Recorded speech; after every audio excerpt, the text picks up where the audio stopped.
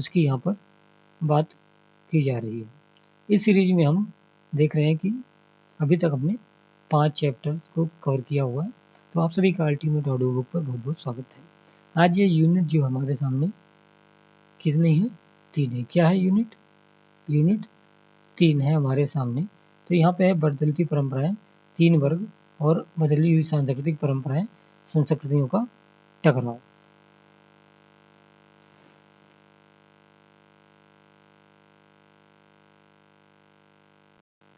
बदलती परंपराएं, तो यहाँ पर देख रहे हैं कि कितना खूबसूरत सा एक चित्र बना हुआ है, कितने अच्छी मीनारें हैं।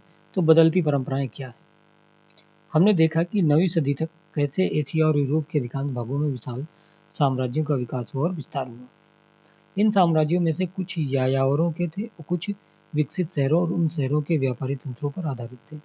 मकदूनिया, रोम, अरब साम्राज्य, मंगोल साम्राज्य और उनसे पूर्व आने वाले साम्राज्यों मिस्र, असीरिया, चीनी और मौर्य में यह अंतर था कि यहाँ दिए गए पहले 4 साम्राज्य विस्तृत क्षेत्रों में फैले हुए थे और महाद्वीपीय एवं पार महाद्वीपीय स्वरूप के थे। जो कुछ हुआ उसमें विभिन्न सांस्कृतिक टकरावों की भूमिका निर्णायक थी। साम्राज्यों का उदय प्राय अचानक होता था, परंतु वे हमेशा उन बदलावों के परिणाम थे जो साम्राज्य निर्माण की दिशा में लंबे समय से उन्मूल क्षेत्रों में निहित थे, जहाँ से ये साम्राज्य फैलने लगे। विश्व इतिहास में परंपराएं विभिन्न तरीकों से बदल सकती हैं। पश्चिमी यूरोप में 9वीं से 17वीं सदी के मध्य ऐसा बहुत कुछ धीरे धीरे विकसित हुआ जिसे हम आधुनिक समय के साथ जोड़कर देखते हैं। इन कारकों में धार्मिक विश्वासों पर आधारित होने की अपेक्षा प्रयोगों पर आधारित वैज्ञानिक ज्ञान का विकास, लोक सेवाओं के निर्माण, संसद और विभिन्न कानूनी धाराओं के सृजन पर ध्यान देते हुए सरकार के संगठन पर गहन विचार, उद्योग व कृषि में प्रयोग आने वाले तकनीकी में सुधार शामिल है। इन परिवर्तनों के परिणाम यूरोप के बाहर भी पुरजोर तरीके से महसूस किए गए। जैसा कि हमने देखा कि 5वीं सदी में पश्चिम में रोमन साम्राज्य विकसित हो गया था। पश्चिमी और मध्य यूरोप में रोमन साम्राज्य के अवशेषों ने धीरे धीरे अपने को उन कबीलों की प्रशासनिक आवश्यकताओं और अपेक्षाओं के अनुसार ढाल लिया था, जिन्होंने वहां पर राज्य स्थापित कर लिए थे।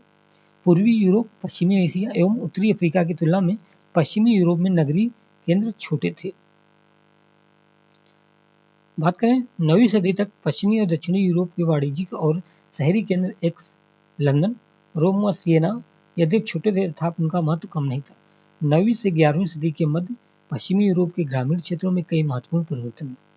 चर्च व शाही शासन ने वहां के कबीलों के प्रचलित नियमों और रोमन संस्थाओं में सामंजस्य स्थापित करने में मदद की। इसका सबसे अच्छा उदाहरण पश्चिमी और मध्य यूरोप में 9वीं सदी के प्रारंभ में शारलेमेन का साम्राज्य था। इसके शीघ्र पतन के पश्चात भी हंगरी वासियों व वाइकिंग लोगों के भयंकर आक्रमणों के बावजूद ये नगरीय केंद्र व व्यापार तंत्र बने रहे। अब यहाँ पर बात करेंगे वाइकिंग, यानी कि Scandinavia, Denmark, Norway, Sweden, Iceland के वे लोग जो 8वीं से 11वीं शताब्दी के बीच उत्तर पश्चिमी यूरोप के क्षेत्रों पर आक्रमण करने के बाद वहां बच गए। इनमें से अधिकांश लोग समुद्री दस और व्यापारी थे। इन सभी परिवर्तनों की अंत क्रियाओं के फलस्वरूप सामंती व्यवस्था अस्तित्व में आई। सामंतवाद की पहचान थी दुर्गों व मेनर भवन के इर्द गिर्द कृषि उत्पादन। यह भूमि मेनर के लार्डों की थी जिस पर कृषक कृषिदास कार्य करते थे, यानी कि ओनर कोई और होता था, कार्य कोई और करता था। ये वफादार होने के साथ माल और सेवा प्रदान करने के प्रति वचनबद्ध होते थे। ये लॉर्ड बड़े लॉर्डों के जो राजा के सामंत वैसल होते थे के प्रति वचनबद्ध थे। कैथोलिक चर्च जिसका केंद्र बिंदु पोप और उनकी व्यवस्था थी, सामंतवाद को समर्थन देता था। उनके पास अपनी भूमि भी थी। ऐसे संसार में जहाँ पर जीवन की अनिश्चितताएं, औषधियों का अल्प ज्ञान और निम्न जीवन प्रत्याशा आम बात थी, चर्च ने लोगों को व्यवहार का ऐसा तरीका सिखाया जिससे मृत्यु के बाद का जीवन सहनीय बन सके। मठों का निर्माण हुआ जहाँ पर धर्म में आस्था रखने वाले लोग अपने को कैथोलिक चर्चवासियों के निर्देशानुसार सेवा में लगाते थे। साथ ही चर्च में स्पेन से बाइजेंटियम तक के मुस्लिम राज्यों में फैले विद्युता तंत्र का भाग थे। इसके अलावा वे यूरोप के अधीनस्थ राजाओं, पूर्वी भूमध्य सागर तथा सुदूर क्षेत्रों के प्रचुर मात्रा में धन संपदा उपलब्ध कराते थे। वेनिस और जिनेवा के भूमध्य सागरीय उद्यमियों से प्रेरित होकर 12वीं सदी में सामंती व्यवस्था पर वाणिज्य और नगरों का प्रभाव बढ़ता हुआ बदलता गया। इन उद्यमियों के जहाज मुस्लिम राज्यों एवं पूर्व में बचे हुए रोमन साम्राज्य के साथ व्यापार करते रहे। इन क्षेत्रों की संपत्ति के लोभ में तथा ईसा के जीवन से जुड़े पवित्र स्थलों को मुसलमानों से आजाद कराने की भावना से प्रेरित होकर यूरोपीय राजाओं ने धर्म युद्ध के दौरान भूमध्य सागर के पार के स्थानों से संबंध मजबूत किए। यूरोप के आंतरिक व्यापार में सुधार हुआ, यानी कि जो मेलो और बाल्टिक समुद्र था उत्तरी सागर के बंदरगाहों पर केंद्रित था और बढ़ती हुई जनसंख्या द्वारा प्रेरित था। वाणिज्य विस्तार के ये अवसर जीवन के मूल के प्रति बदलते हुए रवैये से मेल खाते थे। इस्लामी कला और साहित्य में मानव और अन्य प्राणियों के प्रति प्रचुरता से दिखाई पड़ने वाला सम्मान और बाइजेंटाइन के व्यापार द्वारा यूरोप में आने वाली यूनानी कला और विचारों ने यूरोप को संसार देखने का एक नया नजरिया प्रदान किया। 14वीं सदी से जिसे पुनर्जागरण कहा जाता है, विशेष रूप से उत्तरी इटली के नगरों में रईस लोग मृत्योपरांत जीवन की अपेक्षा इस जीवन से अधिक वास्ता रखने लगे। मूर्तिकार, चित्रकार और लेखक मानव और संसार की खोज में अधिक दिलचस्पी लेने लगे। यहाँ पर एक चित्र बना हुआ है 15वीं शताब्दी में वेनिस में डोगे का ये महल का चित्र बना हुआ है। ऊपर में एक चित्र है, यानी कि ये कहाँ का चित्र है देख रहे होंगे आप। तो ये है दक्षिणी फ्रांस के नगर एविग्नोन। 14वीं शताब्दी में पोप का महल हुआ करता था ये। अब बात करते हैं हम 15वीं सदी के अंत तक। इस तरह की परिस्थितियों ने यात्रा और खोजों को अभूतपूर्व ढंग से बढ़ावा दिया। कई खोज यात्राएं शुरू हुई। स्पेनवासी और पुर्तगाली जो उत्तरी अफ्रीका के साथ व्यापार करते थे। कौन व्यापार करता था? स्पेन और पुर्तगाली किसके साथ? उत्तरी अफ्रीका के साथ, ओके, नॉर्थ अफ्रीका के साथ व्यापार करते थे। पश्चिमी अफ्रीका के तट पर और दक्षिण में जाने लगे। इस तरह उत्तमासा अंतरीप केप ऑफ गुड होप होते हुए भारत पहुंचे, जो यूरोप में मसालों के एक महत्वपूर्ण स्रोत के रूप में प्रसिद्ध था। कोलंबस ने भारत के लिए एक पश्चिमी मार्ग खोजने का प्रयास किया और 1492 ईस्वी में एक द्वीप पर पहुंचा, जिसे यूरोप वासियों ने वेस्ट इंडीज कहा। क्या कहा? वेस्ट इंडीज, यानी वेस्ट इंडीज। दूसरे खोजकर्ताओं ने आर्कटिक की ओर से भारत और चीन के लिए उत्तरी मार्ग खोजने का प्रयास किया। यूरोप के यात्रियों को अपनी यात्रा के दौरान भांति भांति के लोग मिले। कुछ हद तक वे उनसे सीखने के इच्छुक थे। पोप और कैथोलिक चर्च ने भूगोलवेत्ता एवं पर्यटन हसन अल बजान यूरोप में लियो अफ्रीकानस के नाम से विदित है हसन अल बजान के काम को प्रोत्साहित किया। भूगोलवेत्ता ने पोप लियो 10 के लिए 16वीं सदी के पूर्वार्ध में अफ्रीका का भूगोल पहली बार लिखा। जेसुइट चर्च के सदस्यों ने 16वीं सदी में जापान के बारे में जाना और उसके बारे में लिखा। 17वीं सदी में एक अंग्रेजी व्यक्ति विल एडम्स जापानी शोगुन तोकुगावा इयास का मित्र एवं सलाहकार बन गया। अमेरिका पहुंचने पर यूरोपीय लोगों को वहां के मूल निवासियों से संपर्क हुआ। हसन अल बजान की तरह ही इन लोगों ने यूरोपीय लोगों में दिलचस्पी ली और कभी कभी उनके लिए काम भी किया। उदाहरण के लिए एज़टेक की एक महिला ने, जो बाद में डोना मेरिना के नाम से जानी गई, मेक्सिको के स्पेनी विजेता कोर्टेस से दोस्ती की, उसके लिए दुभाषी का काम किया और कई तरह के प्रबंध करवाए।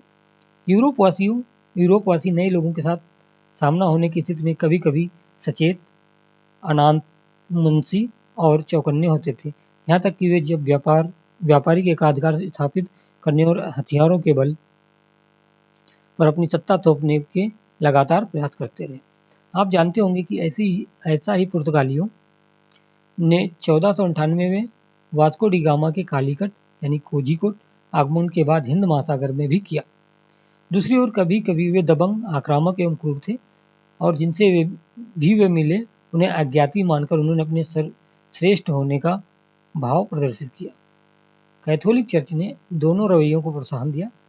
चर्च दूसरी सभ्यताओं और भाषाओं के लिए अध्ययन का केंद्र था, लेकिन उसने उन लोगों पर होने वाले हमलों को बढ़ावा दिया जिन लोगों को वह गैर ईसाई मानता था। गैर यूरोपवासियों की दृष्टि से यूरोप के साथ उनके संपर्क संघर्ष अलग अलग तरह के थे। अधिकांश इस्लामी क्षेत्रों और भारत तथा चीन के लिए यूरोपवासी 17वीं सदी के अंत तक एक कौतूहल का विषय थे। वे ऐसे हष्ट-पुष्ट व्यापारियों तथा नाविकों के रूप में देखे जाते थे, जो बृहत्तर दुनिया के बारे में पूर्वी लोगों की समझ में बहुत योगदान नहीं कर सकते थे। फिर भी जापानियों ने उनकी प्रौद्योगिकी के कुछ लाभ जल्द ही सीख लिए। उदाहरण के लिए 16वीं सदी के उत्तरार्ध में उन्होंने बड़े पैमाने पर बंदूकों का उत्पादन शुरू कर दिया। उत्तरी व दक्षिणी अमेरिका में एज़टेक साम्राज्य के शत्रुओं ने यूरोप वासियों का उपयोग एज़टेकों की शक्ति को चुनौती देने में किया। साथ ही साथ यूरोप वासियों के साथ आई बीमारियों ने जनसंख्या का विनाश कर दिया। 16वीं सदी के अंत तक कुछ क्षेत्रों में 90% जनसंख्या मृत्यु के आगोश में समा गई। कालक्रम 3 लगभग 1300 से यानी 1700 ईस्वी के बीच में आप यहाँ पर एक बहुत अच्छा नाव देख रहे होंगे। यूरोप में विचाराधीन काल में अनेक महत्वपूर्ण विकास हुए, जिसमें कृषि और किसानों के जीवन में अनेक प्रकार के परिवर्तनों को देखा गया। इसके अलावा अनेक सांस्कृतिक परिवर्तन भी हुए। इस काल रेखा से ज्ञात होता है कि महाद्वीपों के आपसी संबंधों ने व्यापार को प्रोत्साहित किया। इन संपर्कों ने अनेक क्षेत्रों को प्रभावित किया और विचारों, आविष्कारों तथा वस्तुओं का आदान प्रदान एक महाद्वीप से दूसरे महाद्वीप में होने लगा। भूमि पर नियंत्रण, स्रोत और व्यापार के क्षेत्रों के नियंत्रण रखने के लिए राज्यों में परस्पर लगातार संघर्ष हो रहे थे, जिसके कारण महिलाओं और पुरुषों को यदि उनकी हत्या न कर दी गई हो तो उनके निवास स्थानों से निकालकर उन्हें दास बनाया जा रहा था। इस तरह लोगों का जीवन अनेक रूपों में इतना अधिक बदल गया था कि उसे पहचानना बहुत कठिन हो गया था। अब यहाँ बात करेंगे कालक्रम 3 में। एक तरफ यहाँ पर तिथि दी हुई है, यानी डेट, अफ्रीका और यूरोप में कंपेयर करेंगे।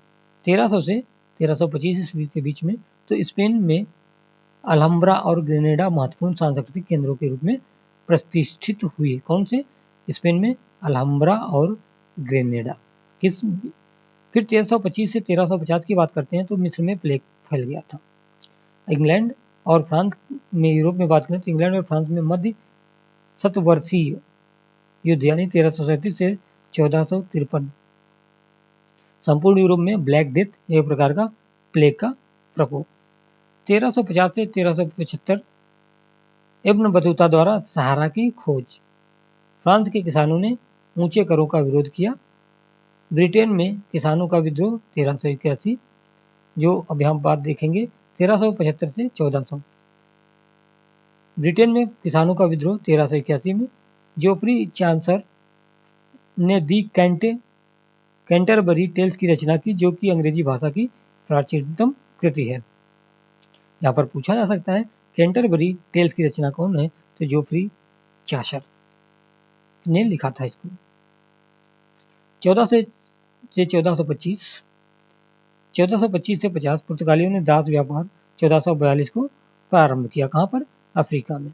1450 से 75 के बीच पश्चिमी अफ्रीका में सोंघाई साम्राज्य की स्थापना, जिसका उद्देश्य सहारा के पार व्यापार का जाल बिछाना था। यानी सोंघाई साम्राज्य किससे संबंधित है? अफ्रीका से, पश्चिमी अफ्रीका से, जहां पर एक साम्राज्य का स्थापना हुआ। पुर्तगालियों की अफ्रीका के पश्चिमी तटवर्ती 1471 के बाद क्षेत्रों में आक्रमण और बस्तियों की स्थापना की गई। यूरोप में पहली मुद्रित पुस्तक का निर्माण कब हुआ? इटली के लियोनार्डो दा विंसी 1452 से 1519 एक चित्रकार थे, वास्तुविद थे और अन्वेषक थे। 1475 से 1500 ईस्वी अफ्रीका में देखा जाए तो पुर्तगालियों ने बोकोंगो राजा को ईसाई बनाया। उसके बाद यूरोप में इंग्लैंड में 1485 में ट्यूडर वंश की स्थापना हो गई थी। 1500 से 1525 की बात करते हैं तो अफ्रीका में अफ्रीकी गुलामों को अमेरिका में गन्ने की खेती के लिए ले जाया गया। 1510 ईस्वी में ऑटोमन तुर्की ने मिस्र पर विजय प्राप्त की। कब? 1517 ईस्वी में। अब बात करें अगर यूरोप की तो दक्षिणी अमेरिका में उपजी कॉफी को यूरोप में पहली बार 1517 तथा तंबाकू, चॉकलेट, टमाटर और तुर्की का भी पहली बार प्रयोग किया गया। मार्टिन लूथर ने कैथोलिक चर्च में सुधार किए 1517 ईस्वी में। यहाँ पर आपको स्क्रिप्चर मिल रहा होगा। 1525 से 1550 यूरोप में देखें तो कोपरनिकस ने सौर परिवार सिद्धांत को प्रस्तुत किया। कोपरनिकस ने सोलर सिस्टम है ना प्रिंसिपल से उसको प्रस्तुत किया। 1550 से 1575 में विलियम शेक्सपियर ने इंग्लैंड के नाटककार हैं, ठीक है। 1575 से 1600 जचिरियास जेनसेन ने माइक्रोस्कोप की खोज की। 1590 का दशक, ये इंपॉर्टेंट है कि किसने माइक्रोस्कोप की खोज की थी। सो यार जेचिरियास जेनसेन 1600 से 1625। अगर हम बात करें अफ्रीका की तो यहाँ पर नाइजीरिया का ओयू राज्य अपने चरम शिखर पर था। यहाँ धातु कर्म के अनेक केंद्र थे। ओके। यूरोप में प्रथम उपन्यास डॉन क्विक्जोट को स्पेनी भाषा में 1605 में लिखा गया। 1625 से 1650 विलियम हार्वे ने यह दिखाया कि रक्त हृदय से पंप होकर शरीर में जाता है। फिर 1650 से 75 में अगर अफ्रीका की बात करते हैं तो वहाँ पुर्तगालियों ने कोंगो राज्य को नष्ट किया। ओके। फिर अगर हम बात करते हैं यहाँ पर यूरोप की तो ली 14वां फ्रांस का शासक बना 1638 से 1715 के बीच में।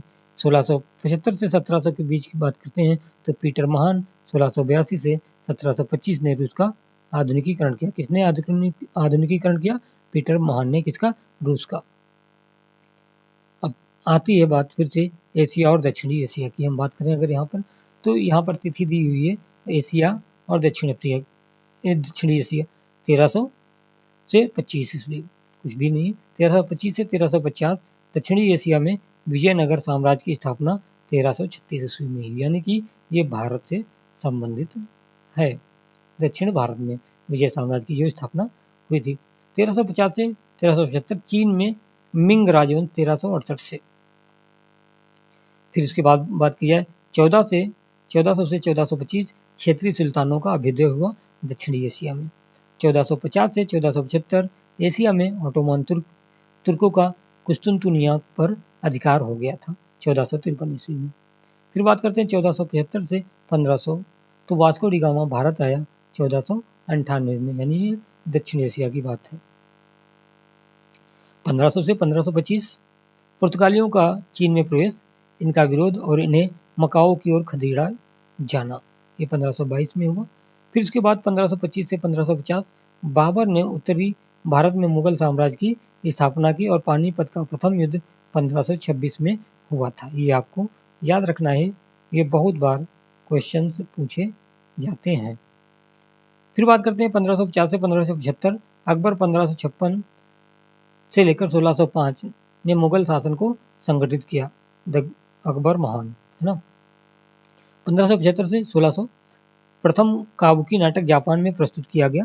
1586 भारत के शाह अब्बास 1587-1629 ने यूरोपीय सैन्य प्रशिक्षण प्रणाली को लागू किया।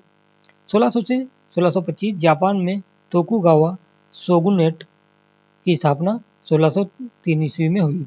और दक्षिण एशिया की बात करें तो ब्रिटिश ईस्ट इंडिया की स्थापना 1600 में हो गई थी। 1625 से 1650 डच लोगों को छोड़कर समस्त यूरोपीय व्यापारियों की जापान से व्यापार करने पर रोक लगाई गई। 1637 में यह घटना घटी थी। फिर चीन में मंचू शासन 1644 से आगे 300 वर्षों तक रहा। यूरोप में चीन की चाय और रेशम की मांग में बढ़ोतरी होने लगी। अगर दक्षिण एशिया की बात करें तो ताजमहल का निर्माण हुआ था 1632 से 53 ईस्वी में।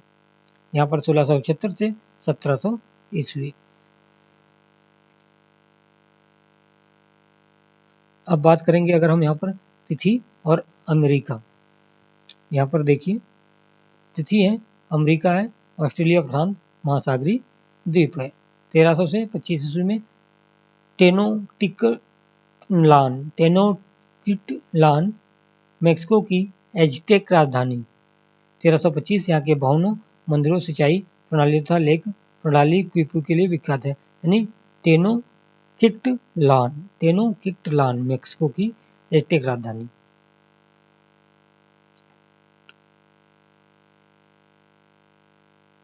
बात करेंगे यहाँ पर हम 1450 से 75 ईस्वी में इंका लोगों ने पेरू पर अधिकार कर लिया। कहाँ पर?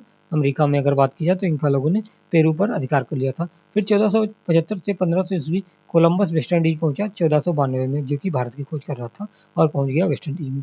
1500 से 1525 मेक्सिको पर स्पेन की विजय 1521 में। फिर बात करें ऑस्ट्रेलिया या प्रशांत महासागर सागर में, तो स्पेनी नौचालक मैगेलन प्रशांत महासागर में 1519 में पहुंचा। 1525 से 1550 फ्रांसीसी अन्वेषक कनाडा पहुंचे 1534 में। 1550 से 75 स्पेन के पेरू पर विजय 1572 में हुई थी। 1575 से 1600 डच नाविक अनायास ही ऑस्ट्रेलिया पहुंच गए थे। 1600 से 1625 इंग्लैंड ने उत्तरी अमेरिका 1607 में अपनी प्रारंभिक कॉलोनियां बनाई। सबसे पहले गुलामों को पश्चिमी अफ्रीका से वर्जीनिया 1619 लाया गया। स्पेनी नाविक ताहिती 1606 में पहुंचे। कहाँ? ऑस्ट्रेलिया में। फिर 1625 से 50 डच लोगों ने न्यू आमेस्टरडम आमेस्टरडम की खोज की, जिसे आजकल न्यूयॉर्क 1526 कहते हैं। मैसाचुसेट्स में प्रथम प्रिंटिंग प्रेस की स्थापना हुई। कब? 1635 में। अगर बात करें ऑस्ट्रेलिया की, तो डच नाविक अबेल तस्मान ने अनजाने में ऑस्ट्रेलिया की परिक्रमा की। इसके बाद वह वान डीमेन की भूमि में उतरा, जिसे बाद में तस्मानिया नाम दिया गया। वह न्यूजीलैंड में भी पहुंचा और उसने उस विशाल क्षेत्र का भाग समझा। 1650 से 75 ईस्वी में वेस्ट इंडीज 1654 में पहली बार गन्ने की खेती की गई थी। 1675-1700 ईस्वी में मिसिसिपी घाटी में फ्रांसीसियों ने उपनिवेश स्थापित किए और इसका नामकरण सम्राट लुई 14वें के नाम पर लुइसियाना रखा गया।